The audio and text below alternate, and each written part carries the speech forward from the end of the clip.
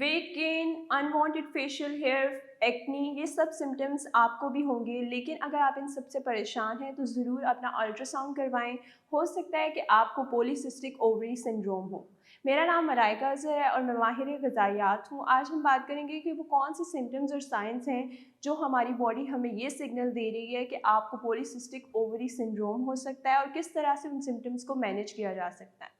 वो कौन सी ऐसी वजूहात हैं जिनकी वजह से हमारी बॉडी हमें सिग्नल देती है कि इसके अंदर हमें पीसीओएस के साइंस एंड सिम्टम्स दिख रहे हैं। सबसे पहले बात करते हैं कि आपका पीरियड साइकिल एब्सेंट होना स्टार्ट हो जाता है या बहुत ज़्यादा पीरियड्स भी हो सकते हैं। नेक्स्ट है कि आपका या तो अनकंट्रोल्ड वेट गेन होगा या फिर अनकंट्रोल्ड वेट लॉस की तरफ आप चले जाएंगे। अब इस टाइम पे आप जो भी डाइट फॉलो करेंगे वो आपके वेट को तो शायद हेल्प कर दे लेकिन पीसीओएस को रिवर्स नहीं करेगी। इसलिए ज़रूरी है कि आप अपने साइंस एंड सिम्टम्स और बॉडी की उन अलामात को देखते हुए डाइट को फॉलो करें जो आपकी बॉडी उस टाइम आपको दे रही है। जैसे कि अगर आप इंसुलिन रेजिस्टेंट हैं तो आप ऐसी डाइट फॉलो करें जो कि आपकी इंसुलिन को नॉर्मल करे। अब हम डिस्कस करेंगे एक सैम्पल मील प्लान जिसमें आप क्या फूड्स ले सकते हैं जो एज अ मेडिसिन काम करेंगी आपके इन सब सिम्टम्स को ठीक करने के लिए और आपके पीसीओएस को रिवर्स करने के लिए। सबसे पहले आपको नाश्ते से पहले लेना चाहिए फेनिग्रिक सीड्स का कहवा या फिर आप सिनेमन वाटर भी ले सकते हैं। इन दोनों चीज़ों में एक ऐसे केमिकल्स मौजूद हैं जो आपकी इंसुलिन रेजिस्टेंस को रिवर्स करते हैं और आपके हार्मोनल बैलेंस को रेगुलेट करते हैं।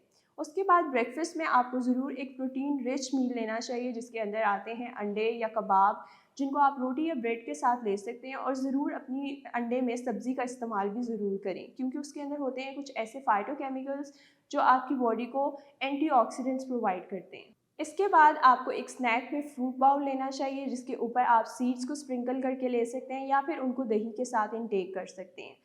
सीड्स जो हैं वो फ्लैक्स सीड्स हो सकते हैं, सनफ्लावर सीड्स हो सकते हैं, चिया सीड्स हो सकते हैं। ये सारे ही सीड्स हमारी इंसुलिन रेजिस्टेंस को कम करते हैं और हमारी फर्टिलिटी को बूस्ट कर सकते हैं और हमारे हार्मोनल इम्बैलेंस को भी ट्रीट करते हैं। इसके बाद लंच में आपको ज़रूर एक सैलेड का बाउल लेना चाहिए जिसमें आप कुछ पोर्शन चने या फिर दालें ले सकते हैं। साथ में आप सब्जियों का इंटेक कर सकते हैं और उसके साथ आपको दही या फिर कुछ ऐसी चीज़ें भी इंक्लूड करनी चाहिए जो कि आपके मील को एक पूरा न्यूट्रिएंट रिच मील बना दें जिसके अंदर सलाद भी है, प्रोटीन भी है दालों की फॉर्म में और ये सारा मील मिलके आपके हार्मोनल इम्बैलेंस को ट्रीट कर सकता है। उसके बाद डिनर में भी आपको प्रोटीन रिच मील लेना चाहिए जिसमें आप गोश्त या फिर मछली का इस्तेमाल कर सकते हैं और साथ में कुछ पकी हुई सब्जियों का इस्तेमाल ज़रूर किया करें ताकि आपको फाइबर मिले और आप ज़्यादा देर तक फुल फील करें। डिनर के बाद जो बेस्ट चीज़ है वो है स्पीयरमिंट टी। स्पीयरमिंट टी आपके एंड्रोजन्स लेवल को कम करती है और आपके हार्मोनल इम्बैलेंस को ठीक करती है। इन सब सिम्टम्स को ठीक करने के लिए ये सारी foods as a medicine use हो सकती हैं और इस तरह से आप अपने पीसीओएस को भी रिवर्स कर सकते हैं, अपनी फर्टिलिटी को बूस्ट कर सकते हैं और अपना पीरियड साइकिल भी वापस ला सकते हैं। अगर आप में भी ये सिम्टम्स हैं या आप में पीसीओएस डायग्नोस हो चुका है और आप डाइटरी कंसल्टेशन लेना चाहते हैं तो आप मेरे साथ अपॉइंटमेंट बुक कर सकते हैं through Ola dog. Thank you.